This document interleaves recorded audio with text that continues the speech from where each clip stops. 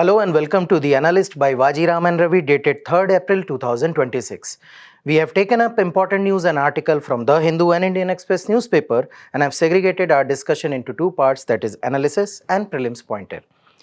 Now, the first topic in analysis section is related to landscape of defense export in India, because according to Ministry of Defense, a recent report was published and it says that India has registered more than 60% growth in its defense exports. The second discussion is related to the urbanization, the prospect and challenges in India, because recently High Court of Haryana and Punjab stayed a government order of Haryana regarding the urban planning of Gurugram city, where it has cited poor infrastructure auditing and poor livability index in the Gurugram city. So we'll be looking into the challenges and issues related to urbanization in India. The topics for prelims pointer are listed here, which will cover important information from the perspective of UPSC examination. So the first topic of today's session is related to defense export landscape. Now, according to Ministry of Defense, the defense exports have reached all-time high at rupees around 38,424 crore. And most remarkable thing is that this is a 62.66% jump from the previous financial year, that was 23,622 crore. Now, important from the perspective of GS syllabus, especially GS paper 3, that is indigenization of technology, and GS paper 2, that is government policies and intervention for development in various sectors. Now, in this discussion, we will be covering that what are the key highlights of this report, plus we will be looking into what is the significance of this rising defense export, how it is going to help India apart from the revenue gains. Then we will be looking into the challenges, why still we are far behind the nations who are dominating this landscape, that is defense export landscape. And then we will be looking into way forward, followed by a practice question at the end of the discussion so that you can assess your understanding of the topic. So let us begin. So first thing is, as you know that now it has the defense export have registered a growth of 62.66%. Now, most importantly, defense public sector undertakings, that is DPSUs, government undertakings, have dominated this. So, standing at around 55% of this export is through the public sector undertaking, while the 45% share goes to private sector, not far behind, but yes, still behind. Secondly, the DPSU's export, it surged at a greater pace, so 151%, because of the correct reasons. Last year they exported around 8,389 crore. For your understanding, it was roughly around 8,000 crore, but now it has jumped to 21,000 crore. So more than 150% rise, while the private firms, they stood at around 15,233 crore.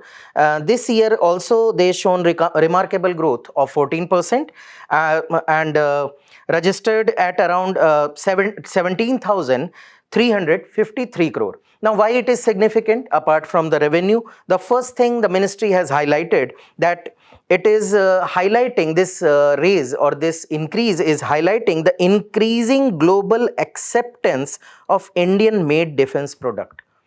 The acceptance, the credibility, or you can say the recognition of prowess of engineering technologies of Indian defense products is rising. Plus, it is also giving impetus to the integration with the international supply chains. Apart from that, this export has expanded to more than 80 countries now. So India is exporting to more than 80 countries, and the number of exporter have gone up to 145 from 128. Again, a 13% rise in the number of exporter. So on every front, on every front, this is showing a good sign, a remarkable sign. Now, the point is, apart from this global acceptance and value chain, what are other things which make defense export so significant for India? Why India is putting emphasis on this Atmanirbhar Bharat, and plus the exports of the defense goods or defense product. So the reason lies in the very simple analogy. Try to understand, just see the defense budget of India. From 2013 14, that was around 2.53 lakh crore. Now, in 2025-26, it was roughly around 7 lakh crore. So if you will see, it is almost 3.5 times growth. And rightly because of the global challenges, the changing perspective and the need of the modernization of armed forces. But problem is around 30%, not 30% exactly, but around 30% of this budget goes to the procurement, capital procurement. So which cost in which cost country a lot. Next is, it brings the dependence. So all in all, if you are exporting more, so rise in export is an outcome. But the basic thing, basic inertia, basic force behind this export is the level that we are achieving in the indigenization of technology. And how this is going to be important for India, let us see one by one. So first thing, it will give India a strategic autonomy and supply security. So just take example as of now. Every time you will hear about Tejas jet, you will hear that body frame is prepared, avionics are prepared, but what we are waiting for? Engines. So we are dependent on USA. A company from USA is going to deliver these engines, and now we are dependent on them. So is true for various platform that we now, let's say if you will go back in time, S-400 Triumph. So when we were about to procure that, US gave us a threat of sanction that if you will procure this from Russia, we will put sanction on you. So what happens? It impedes, it affects the strategic autonomy. What is the strategic autonomy? The sovereign decision making power. So obviously, when you are dependent on countries for your import, you are going to be arm twisted whenever these country will decide. So they will not give you equipment. So let's say you got the fighter jet, but now you want some equipment for the maintenance work, but now your terms are a bit rigid or going, let's say, not going in a good phase. Now this country will arm twist you, because they know that now you need equipment, you will adhere to whatever they want. But if you are growing the sector on your own, if you are manufacturing it domestically, definitely the surplus you will export. Plus, the moment you have this surplus, you have lesser dependency on foreign countries, which will give you a strategic autonomy and supply security, especially in times of crisis. So yes, it reduces the reliance on foreign country for supplies and acts as a hedge against sanction and supply disruption. So a country can make sovereign decision. It would not be affected or twisted by whims and fancies of some supplier country. Second reason is the suitability, operational suitability and iterative improvement. Now, a simple example again. If you can recall Operation Sindoor. So, main thing apart from the physical contact and all those the operations that Indian armed forces took against Pakistan, what was happening?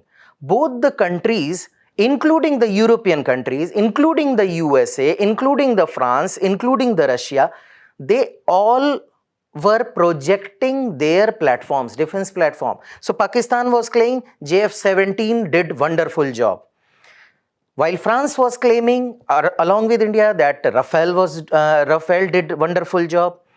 USA declined that no F-16 was shot down. Then everyone was claiming that S-400 did a immaculate job, the Russian defense system, missile defense system. What was the reason behind it? The moment you have proven your capability in a war zone, the credibility of the equipment, the credibility of the product goes up, and immediately you will get international attention and international order. So in order to garner more and more, and that is why if you will go through the news, you will find immediately after Op Sindoor, suddenly the demand for Rafale jet made by Dassault went up because it proved its capability. So certainly it gives a real world validation. So if you are exporting a product, let's say India exported Pinaka rocket launcher to Armenia. Now it performed great there. Now many countries have shown their interest in Pinaka. Many countries have shown their interest in BrahMos.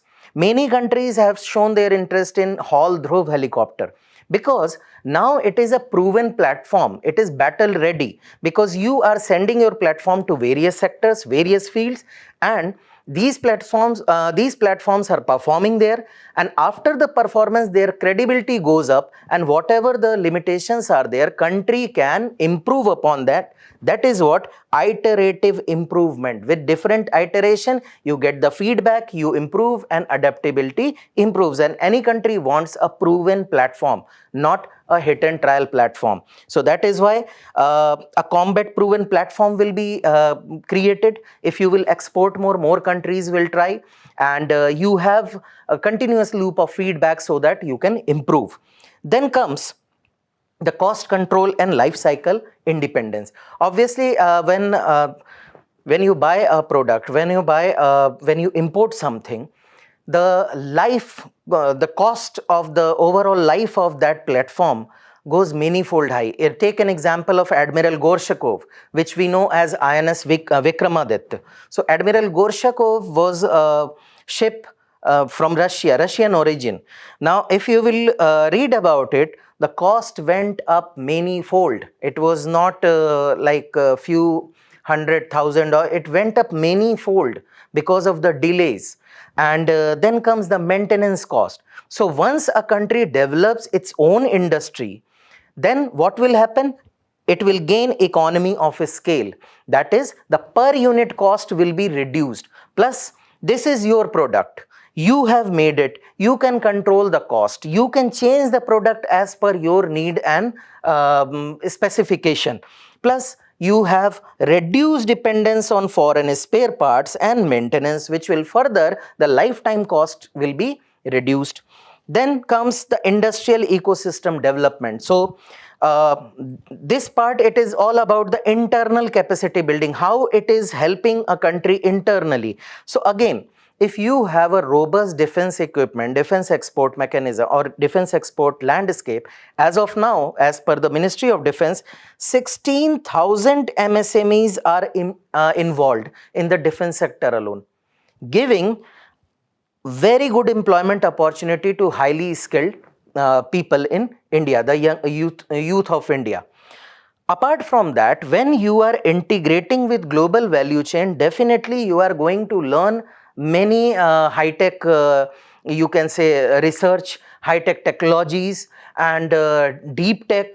You are going to learn the new avenues will be searched. So it will lead to technological diffusion in the field of electronics, AI, and materials. So overall, the landscape will be improved if you are into game of international defense export. Now, this was related to internal capacity. Coming to the next part, that is the external projection, how it is going to work. The first thing, as Defense Ministry highlighted, that geopolitical influence and defense diplomacy. So these exports will definitely improve the geopolitical influence of country and can be used in the defense diplomacy. So arm trade will bring the partnership with the country. What we have with Israel, what we have with Russia, what we have with USA. is the military partnership, a long-term military partnership. These are the France, Russia, USA, Israel are major global defense partners of India. India can also use this defense diplomacy and can use the geopolitical influence to make things easier for its geopolitical maneuvers. Then comes the economic gains, the direct gain that high value manufacturing export, high value currency comes in the in terms of quantity, and it reduces the trade deficit in defense. Then obviously global supply chain integration. So you provide a reliable alternative to traditional arms suppliers, and that enhances the credibility. And once you have enhanced the credibility in one sector which is associated with such you can say polished and refined technologies, definitely your credibility raises manifold, and certainly it will have an spillover effect on different sector. Because just imagine ISRO and let's say DRDO, let's say Hall, if these companies are exporting, definitely other exports from the same country will be labeled as that this is coming from a country which makes Pinaka, which makes BrahMos, which makes PSLV, which makes satellites. So there should be no doubt in their technological prowess. So definitely it will have a spillover effect. Moving further, still the export market is dominated by few powers, and there is huge potential to explore this export market. Right now we are exporting to around 80 plus countries. Some year it is 100 countries, but 80 plus is the average. But still many areas are untapped, like Africa, Southeast Asia and Latin America, which are marginally small buyers, but still provide a great avenue for India. Because as you can see, as of now, the 31% goes to Myanmar, while 19% is Sri Lanka, while other countries include Armenia, Vietnam, Maldives, Ecuador, Afghanistan, Mozambique, Seychelles, Nepal and Mauritius. So you can see that this portfolio can be expanded. Now, addressing all these things and understanding the significance of this, Government of India brought in several initiatives like Defense Production and Export Promotion Policy, Atmanirbhar Bharat in Defense, Positive Indigenization List, which restricts import and boosts domestic manufacturing, while FDI has been raised to 74% through automatic route, so that original equipment manufacturers should be attracted and will be incentivized or motivated to invest in India. Then the defense industrial corridors in Uttar Pradesh and Tamil Nadu. Moving further, innovation for defense excellence, that is IDEX, to promote defense startup and innovation. Corporate, the ordnance factory boards have been reorganized as 7 defense PSUs, so bringing economy of scale plus efficiency. Then government is also engaging into government to government agreement. So government to government agreement cuts the time. It also expedites the entire procurement process. So government is also promoting direct government to government procurement agreements. So these are the initiatives that Government of India has taken, and rightly the results are in front of everyone. There are many equipment which are in demand at the global stage, including BrahMos, including Akash surface to air missile, Pinaka rocket, Dhruv helicopters, Dornier aircraft, and then India is also almost moving towards the major portion is now indigenous in terms of naval power. So India is moving leaps and bounds, growing leaps and bounds in the field of defense sector. But the achievements that have been, whatever we have achieved so far is encouraging, because ratio was, the base year was very low. If you can see in the financial year 2014, it was less than 1,000 crore. So yes, this rise to 38,000 crore seems very encouraging, and the list of the countries is increasing. The cumulative export has surpassed 1 lakh crore, and indigenous production has surpassed 1.27 lakh crore. And private sector export is standing at around 45% of the total export, which is all encouraging. If you can see the data, it is growing at a CAGR of up and above 45%. But issues are there, issues are still there. And if you will go through the newspaper, you will find that right beside this news article, there is another news article which says military supplies from Israel may be delayed but have enough for a year. Who gave this statement? Hindustan Aeronautical Limited, CMD, gave this statement. So on one side, we are happy that we achieved such a remarkable feat in export, but simultaneously we are still dependent on imports, still dependent. So according to CPRI, that is a Stockholm International Peace Research Institute, India is second largest importer. Roughly 8.3% of the global import till 2024 came to India. So this import is huge, just behind Ukraine. And because of the Ukraine crisis, Ukraine-Russia crisis, it is importing more and more. Otherwise, India would have been number one, because 8% of total global defense export comes to India.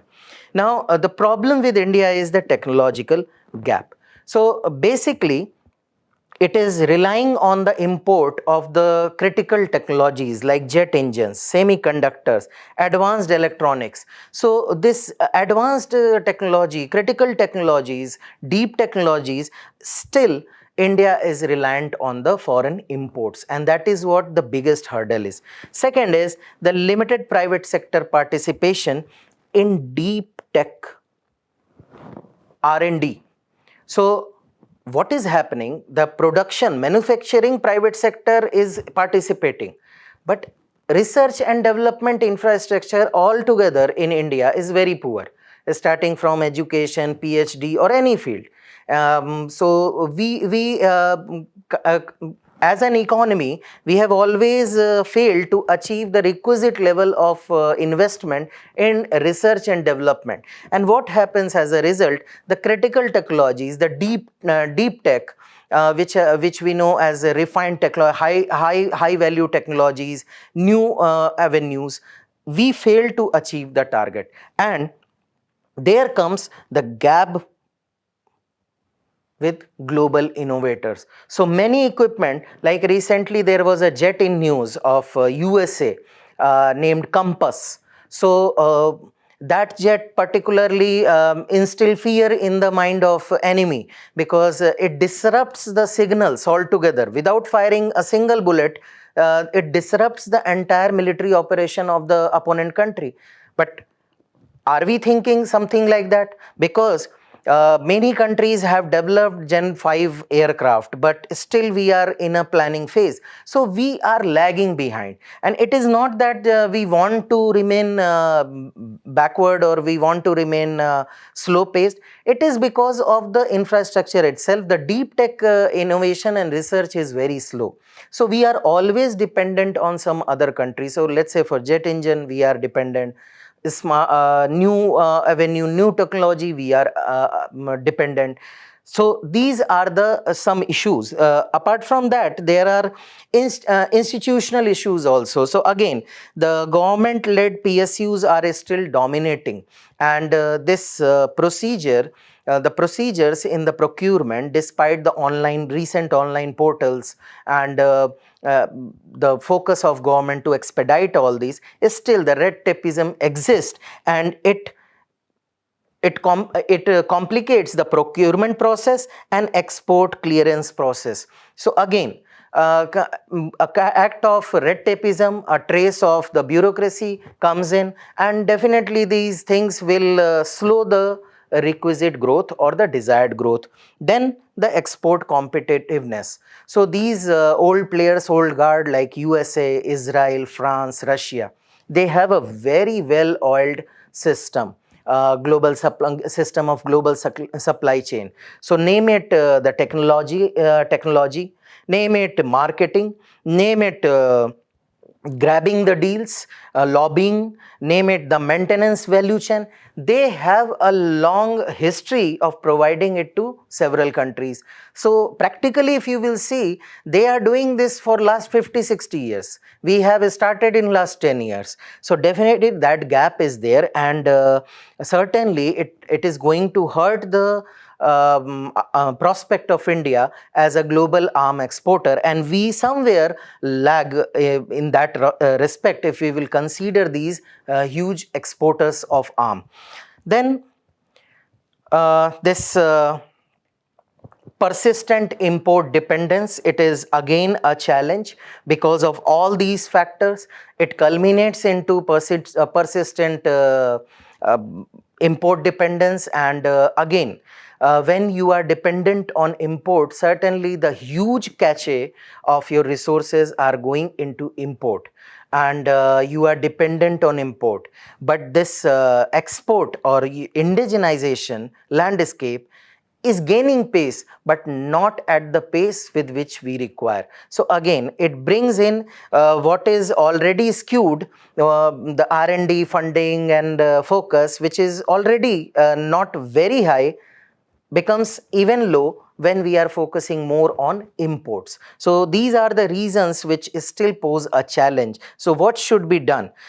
We should be investing more on deep indigenization of critical technologies like jet engine, AI enabled warfare, and cyber and space warfare.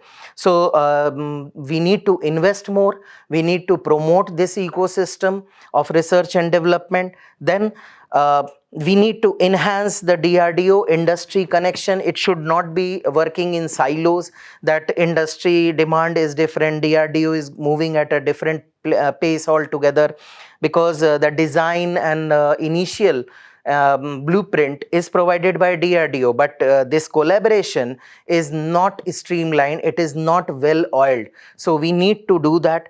Then export ecosystem, obviously when there are hurdles, when there are issues of this clearance and promotion, then it is acting as a hurdle. So we need to build an export ecosystem, provide finances to MSMEs, because MSMEs are involved, and the biggest problem for MSMEs is finance. Plus you need to strengthen the defense diplomacy. So the bilateral relations should also explore the defense diplomacy, so that government can provide a favorable ground, and here industry can reap that benefit. Moreover, private sector leadership should be promoted, because still it is 55% PSUs. Private sector should be promoted because it will bring competitiveness, and it will also bring speed to the production and scalability. Then need to improve the quality certification and life cycle maintenance support, because as we said that if we are competing with countries like France, USA, the maintenance supply chain is very important. Here in India, you might have heard about several issues, like you buy a car, you are not getting good service. But in defense export, it will not work. If you are selling a platform, a defense platform, you need to provide a round the clock maintenance support system, and that should be developed, so that brand India Defense should be accepted globally. Then we need to have this faster procurement and export clearance, so that whatever the raw material is required, we should be getting that quickly, and the export clearance should be given quickly. If you want to see the disparity, India is not even in top 10 of the country, because if you can see this list, it is 2.7% that is of Spain, and it is ranked at 8th position. And if you will see United States, it is garnering around 41.7% of the global export market. So large potential, but things need to be done in order to encash that potential. Based on this, this is your question for practice. Defense exports are not merely an economic activity, but a strategic instrument of national power. Discuss in the context of India. Of 250 word, 15 marker question. Moving further, the second article is the urban imperative. Now, Punjab and Haryana High Court state the Haryana government's July notification, which allowed stilt plus 4 residential construction in Gurugram. Now, it cited severe infrastructural gaps affecting safety and urban livability. Important from GS paper 1 perspective, urbanization, their problem and their remedies. So, what actually happened? In 2024, Haryana government passed a notification where it allowed stilt level plus 4 floors were allowed in Gurugram, so that the larger population which is coming in this millennium city can be accommodated. But problem was, whenever you are harboring more population, when you are attracting more population, it is not just about the living space that you should be giving. It is about the amenities, it is about the infrastructure, where they will park the car, where they will walk, what is the capacity of sewage, how waste is being collected, what is the width of the road, do they get parking or not, all these things. But when the High Court of Haryana, it went ahead with a field analysis, they found that in several areas, motorable road standard that was 12 meter shrunk to 4.5 meter, that is 3 times, almost 3 times. And in some areas 10 meter to 4 meter. And court noted that lack of adequate infrastructure of sanitation, sewerage, overpopulation, defective town planning, inadequate garbage disposal, blocking of aquifer, rampant construction activities, thereby preventing recharging of the groundwater table. Additionally, it also highlighted very important key term which is infrastructure capacity audit. High Court said that Haryana government completely overlooked this capacity audit, where an evaluation should be done whether this just raising the floor or increasing the number of houses, what would be the impact on infrastructure, that is pipeline, sewage, parking, road width, everything. Because you are shifting a population, that population is not just going to live in that flat, but it is going to use the entire ecosystem, whether this ecosystem is sustainable or not. And High Court highlighted that this infrastructure capacity audit was completely overlooked before passing this stilt plus 4 policy, and came out harsh and said that state has abdicated its constitutional duty of ensuring clean and healthy urban environment for the citizens of Gurugram. So again, this brings us the issues related to urban centers in India. As you know, around 50% of the population is living as per the estimate, because we don't have any official data since 2011 census. So estimate says that around 50% of population is living in the urban centers. So how this is important, how this judgment is important. But before that, we first understand why the urbanization, why it is significant. First reason is it acts as a growth pole. It acts as a engine of growth, because according to World Bank, 65% of GDP it gets from the urban centers only. So they act as an economic engine, they act as a growth pole. So they provide spaces for industrialization, service sector expansion and innovation ecosystem. They become hub of this growth model, and from where the growth trickles down.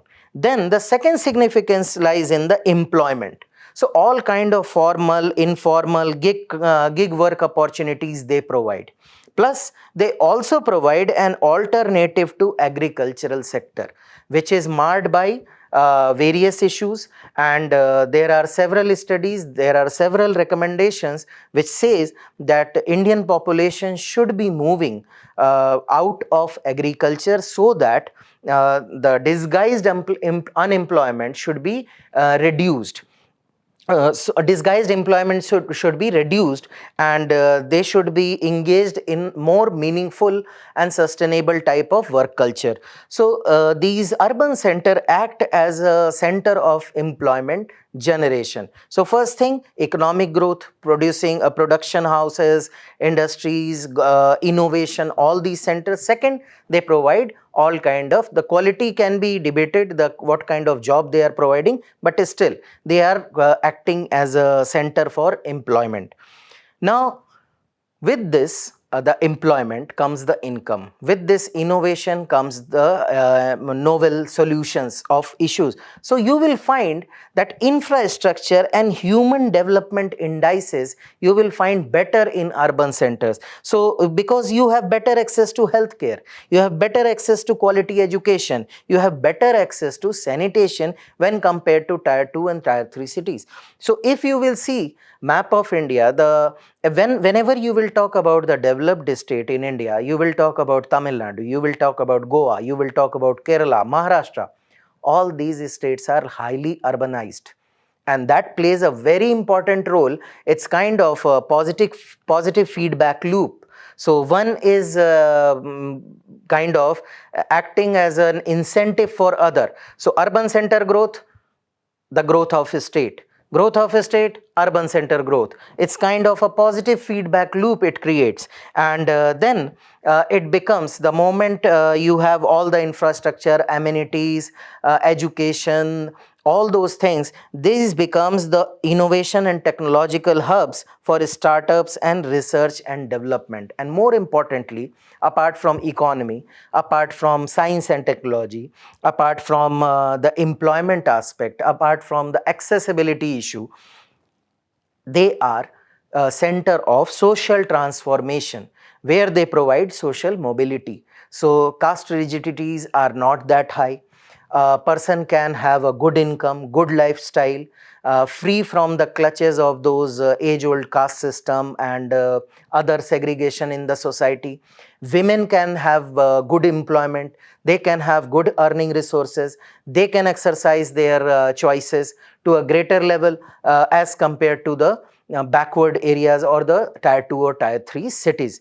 And that is why, if you can see the growth of urban center, the recent data shows that India, the population is already at around 40-45% range in urban center, and which is going to cross 50% by 2050.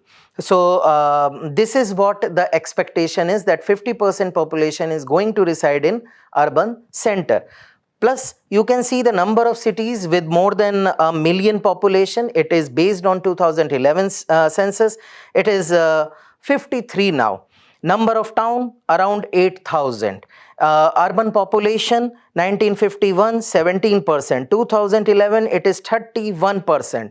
While the latest assessment estimates suggest that it is 42.4% is living in the urban center. Because of these incentives, because of these significance, people want to upgrade their life, people want to avail better opportunities, people want to avail better education, healthcare, and in turn these centers become a zone of kind of magnet.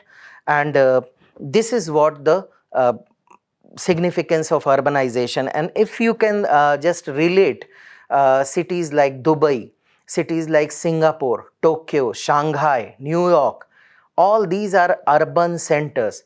They act as a engine of growth. So they are providing you multiple options of, from tourism to medical to recreation to fooding to shopping, for business. Every avenue they are providing, and that is why you visit these cities to see how these mega cities function. So again, a huge prospect, a great prospect from the perspective of the growth of region and in turn country. So, government has also realized the rapid pace of urbanization, how fast it is increasing because of the rapid population growth. So, government came up with several initiatives like smart cities, Amrut, Pradhan Mantri Awas Yojana, urban part, the Swachh Bharat Mission, urban part, then National Urban Livelihood Mission, metro rail policy for the urban mobility improvement, a sustainable urban mobility movement, then Atal Bhujal and Jal Jeevan, water sustainability, plus Digital India, which includes e-governance and smart services. So government has also taken up initiatives so that this urban growth should not be you can say haphazard, it should be productive, and it should give the expected and anticipated positive result. But still, issues are there. Issues relate, the first thing, the unplanned rapid growth. Now, if you can see, the first thing is the congestion and congestion due to infrastructure, and this is what the news is all about, and this is what they have found in Gurugram, that you have not gone through the audit. So certainly this is going to become an unsustainable project in long run, and this population growth has certainly outpaced infrastructure. If you will talk about road, if you will talk about amenities, it has outpaced. If you can see, it results into urban sprawl. Just look at these news that India's traffic chokehold. This was a report which was published recently, and it highlighted how cities are choking or reeling under the congestion. So it gave data about various cities, and congestion, it ranked Bangalore and Pune in top 5 countries of the world in terms of congestion. And here this graph they are showing that in optimal condition, in Bangalore, if you will take example, you can travel around 7 kilometer in 15 minutes, but during the congestion or the peak period, it is just halved, 3.5 kilometer. Same is the case with Pune, 7.6 kilometer in optimal condition, while 3.8 in the rush hour. Now, congestion is loss of time, loss of fuel, loss of precious hour, loss of the mental peace, and certainly the loss of quality of workforce, because they are stuck in traffic for hours and hours, and you cannot expect a tired manpower to work with full efficiency. So this is congestion. It is not just about traffic jam and getting home late. It is affecting at a greater level, from fuel till the manpower efficiency. And if you will see that this rapid population growth, what will happen if you don't have space, if you don't have if you have never planned about the where this population will live, what will happen? The cost will go high. Not everyone can afford. Definitely you will find urban sprawl and slums, and that is what census 2011 highlighted, that 17% population lives in slum. The out of urban population, 17% lives in slum. Then the second thing, leave alone infrastructure, the housing itself, the affordable housing itself is in crunch. Now, if you will see, Ministry of Home Affairs, Ministry of Housing and Urban Affairs says that there is approximately you can say 18 million shortage of houses, affordable houses. Now, affordable houses directly affecting the middle income and lower income people. So 18 million houses are required. Then comes the deficit: water supply, sewage treatment, public transport.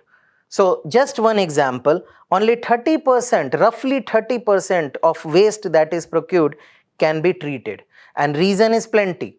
Maybe the waste which is being produced is not collected properly, maybe they are not segregated properly, maybe you don't have the you have quality infra to handle that waste. There could be n number of things, and that is what comes under infrastructure.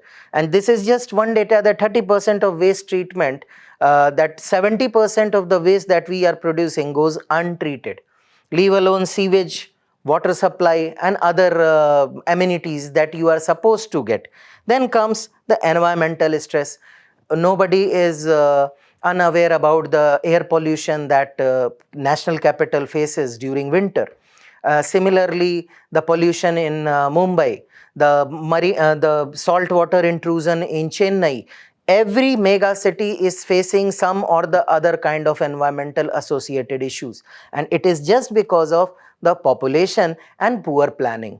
Then comes the governance issue. So there are fragmented institutions. So you have electricity department, you have water department, so you will have your roads excavated for the pipeline, then somehow it will get leveled up. Then you will have another department putting gas pipeline, another department putting water pipeline, then electricity wiring is there, then somebody will come we have to put the internet cable. So this is segregated affair, and it does not bring in a holistic or seamless procedure in the development of infrastructure or the amenities. Plus, urban local bodies are poorly financed, hardly making up to 1% of the GDP. And that is why the person who is responsible for all these, the body which is responsible on paper, is lacking fund. Then the workforce, which we spoke about, that it provides all kind of workforce, but majority of workforce is informal. They lack social security. Additionally, the regional imbalance. When we spoke about Tamil Nadu, Kerala, Goa, Maharashtra, Karnataka, these states. What about UP? What about Bihar? What about Jharkhand? What about Odisha? This is a regional imbalance. So these urban centers, they kind of create horizontal imbalance and vertical imbalance. So imbalance between the state, and intra-state imbalance is also there. So if you will go to Maharashtra, you will find the prosperous Mumbai, the coastal region, and you will find the drought-affected Vidarbha region. And that is true for every state. So you have this urban centers which are highly congested, highly in demand, so sought after, and just 100 kilometers away, you will find that something, you came to Mars. The landscape changed completely. So this is what it is. It creates regional imbalance. Not urbanization creates regional imbalance, but poor policy and implementation creates regional imbalance. So these are the issues related to urbanization. Moving further, what is the way forward? First is the planned and sustainable urbanization. There can be no substitute. Compact city models. So vertical growth should be there. A planned growth should be there. Integrated land use, so multiple things should be there, and integrated land use, so shopping complex and offices and residential complexes should be prepared in a manner so that density will improve, and the planning will be improved, and transport planning is very important so that mobility should not choke the city.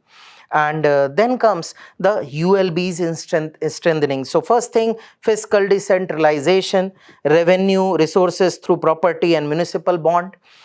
Next is affordable housing should be provided to especially the rental and slum redevelopment should be taken up. Then green transport, waste to energy and water recycling, so the sustainability aspect should be taken care of. Now, focus should be put in on Tier 2 and Tier 3 cities so that regional growth hubs should be promoted, so they can act as a counter magnet to these mega cities. They can pull some crowd towards themselves. Then data-driven planning and citizens' participation in the planning process should be there. It should not be top-down but bottom-up approach based on reliable and verifiable data. Then Climate should be at the center point of the urban planning. You cannot ignore climate like flood management and create an urban space. Plus, green spaces should be maintained properly apart from the heat mitigation, which is the new reality comes with the global warming. Based on this discussion, this is your practice question that Indian cities are engines of growth but sites of deepening vulnerabilities. Discuss. A 15 marker 250 word question, try to attempt it. So the first news article is related to seizure of 16 turtle by the Greater Noida Police. Now Greater Noida Police has arrested a man who was carrying 16 gangetic soft-shell turtle which are endangered as per IUCN, and possession is a crime because they are protected under Schedule 1 of the Wildlife Protection Act. Important from your examination perspective, species in news. So let us see the details. Here you can see Indian soft shell or gangetic soft shell turtle, and its habitat is freshwater, which can be river, lake or large pond. Distribution is mainly in Indian subcontinent, South Asia, in the rivers like Ganga, Brahmaputra, Indus and Mahanadi, and you can find them in countries like India, Pakistan, Nepal and Bangladesh, and some population is also recorded in Afghanistan. IUCN status is endangered, protected under Schedule 1 of the Wildlife Protection Act, that is highest protection level. Dietary habit is omnivorous. Primarily, they are carnivore, feasting on fish, amphibians, carrions, and other animal matter. But they also eat aquatic plant. That is why they are omnivorous. Main threat is because of their illegal trade, because in international market they can fetch you up and above 1 lakh rupees per turtle, and basically for meat and shell. And river pollution is another threat. Habitat degradation and sand mining along with damming is the threat.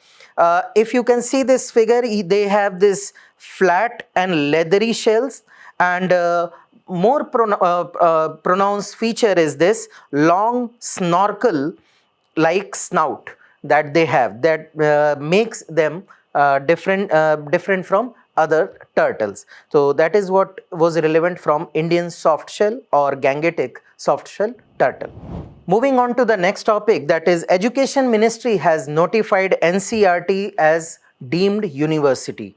Now recently NCERT was also in news because of one chapter related to judiciary. So we will be taking up institution in news as our prelim pointer. What has changed we will also see.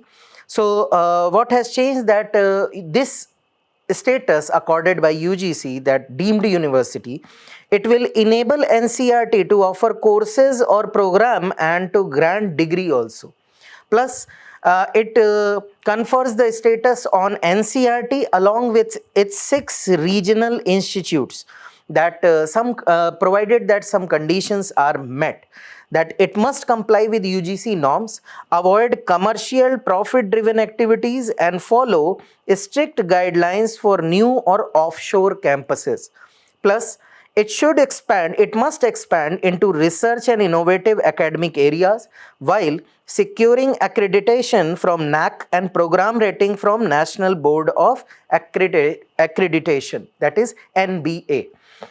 Now, some pre-specific information regarding NCERT: an autonomous organization set up in 1961, and to assist central and state government on policy and program for qualitative improvement in school education.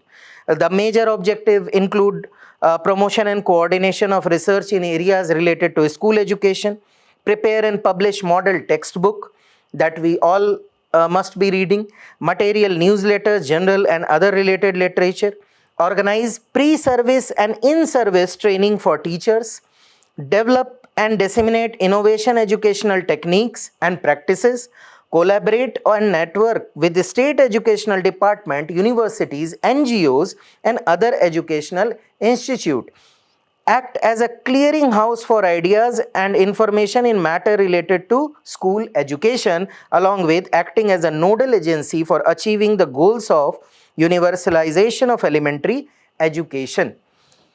Apart from that, it is also the implementation agency for bilateral cultural exchange programs with other countries in field of school education particularly.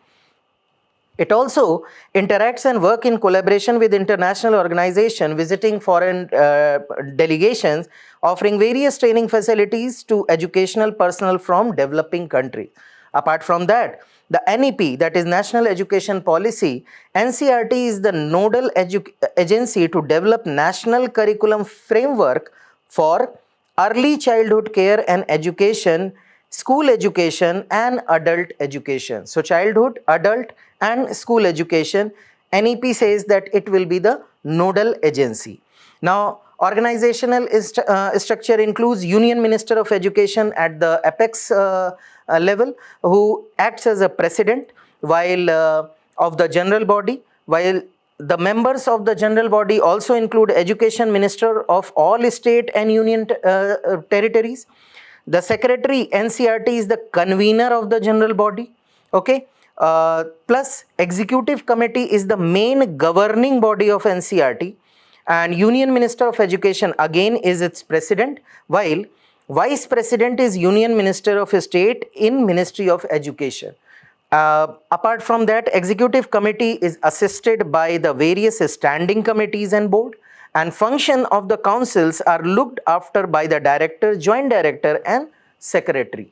So this was the organizational structure related to NCERT. Now the next news article is related to killing of a tigress in Dudhwa Tiger Reserve. Now Dudhwa Tiger Reserve, located in the Lakhimpur district of Uttar Pradesh, recently there is a railway track which passes through the buffer zone of Dudhwa Tiger Reserve, and a tigress was found dead near the track, and it is being accused that moving train hit that tigress because that train was not moving at the restricted speed. So important from the perspective of environment and national park. Let us understand the geography and importance of Dudhwa Tiger Reserve. So as I told you, it is located at India-Nepal border in the Lakhimpur Kheri district of Uttar Pradesh. This tiger reserve include Dudhwa National Park and two wildlife sanctuaries, namely Kishanpur and Katarnia Ghat. Mainly, if you can see and relate it with your geography understanding, lies in Tarai Bhabbar plains, in the foothills of Himalayas, Tarai Bhabbar habitat, and the major rivers that flows through it include Sharda, which flows through Kishanpur Wildlife Sanctuary, Gerua, which flows through Katarnia Ghat Wildlife Sanctuary, while Suheli and Mohana, they flow through Dudhwa National Park. So these three major rivers, Sharda, Gerua, Suheli and Mohana, altogether they flow through these wildlife sanctuary and national park. All of them are tributary of Ghagra River. Vegetation, it is dominated by moist deciduous type forest because of location in the Himalayan foothills, and finest example of sal forest in India are found in and around the Dudhwa Tiger Reserve. Apart from that, apart from tiger, leopard, swamp deer, rhinoceros, cheetal, hog deer, barking deer, sambar, wild boar and ratel are found as a prominent fauna. Apart from that, 400 species of bird are also found here, mainly the florican and black-necked storks you will find in Dudhwa Tiger Reserve. Now recently, United Nations interim force in Lebanon was attacked by Israel. It was not attacked by Israel. Basically, Israel was bombing southern Lebanon, and personnel from UNIFIL came into the conflict zone, or unfortunately were there in zone, resulting into death of 2 soldiers. And now India has condemned this attack on UNIFIL and asked the parties to exercise restraint and not disturbing the UN mandated peace operations. Important from the perspective of India because according to ministry, 600 personals are also deputed here in Lebanon in UNIFIL. So again, from the security perspective, it is also important, and India has urged the parties to ensure inviolability of the UN mission and safety and security of the peacekeepers. Important from the perspective of international organization, GS paper 3. So let us understand what is UN peacekeeping operations. Now, UN Charter, it gives the Security Council, that is UN Security Council, responsibility for maintenance of international peace and security. Now, using this mandate, UN peace operations are deployed based on these mandates of UN Security Council, and situation to situation these mandates differ, and accordingly forces are deployed. This mandate include prevention of outbreak of conflict or spillover of conflict. It also includes a stabilized conflict situation after the ceasefire, so kind of buffer time is provided so that an international force stays there, stations there, and maintains the ceasefire. It assists in implementing comprehensive peace agreements, plus it lead states or territories through a transition to a stable government based on democratic principles, good governance and economic development. Important from the perspective of India, as you can see here, India is the fourth largest contributor after Nepal, Rwanda and Bangladesh in the UN peacekeeping mission, and UN also recognizes that India has traditionally been one of the biggest largest contributor towards the UN peacekeeping missions. So the principles which kind of mandate this, or principle that guide that UN peacekeeping operation include consent of the parties. So the parties which are in conflict should be in consonance, so that UN peacekeeping mission can do their work, because if this consent is absent, that peacekeeping operation risks become a party to the conflict. So just now it was not absence of consent, but a miscalculated bombing which resulted into death of the UN peacekeeping personals. Now, impartiality is another principle which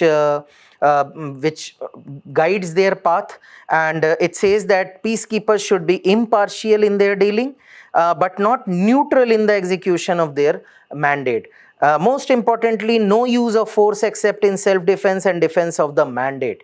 For its operations, it was awarded Nobel Prize for Peace in the year 1988, and the doctrine and the foundational policy upon which it works is known as Capstone Doctrine.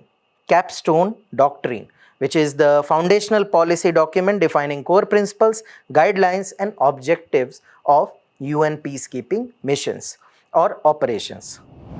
The next news article is related to a report published by Lancet. Report is titled The Global Burden of Disease 2023, and it has highlighted several things related to cancer death in India, especially among the kids. Important from the perspective of examination and mains examination also, you can quote these data. So Lancet has published this report, The Global Burden of Disease, and what are the key highlights? That it is cancer has become 8th leading cause for childhood death globally. 8th leading cause, ahead, and which is ahead of measles, tuberculosis and HIV.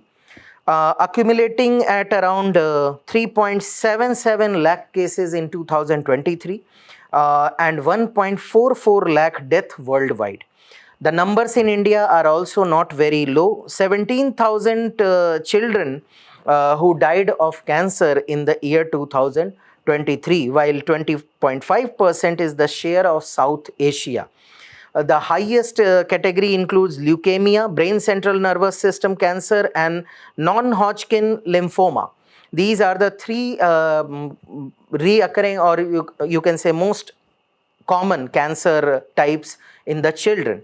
There is 27% drop in death, but still the number is very high, and globally the cancer is 8th cause, while in India it is 10th leading cause for the death of children. Most importantly, what is important from the perspective of examination is that experts say that childhood cancer is not included in India's national cancer control planning. So this is a matter of concern, because 17,000 deaths have been recorded in the year 2023 itself. And experts say that despite these numbers, this is not included in India's national cancer control planning. And how it is affecting, because most of the death in low and middle income countries are preventable. Now problem is, if it is not included in your planning, the preventable death become inevitable. So that is what the problem is, and that is what what was related to this particular news and this particular report. So that's all for today's session. Stay tuned for more such updates. Thank you.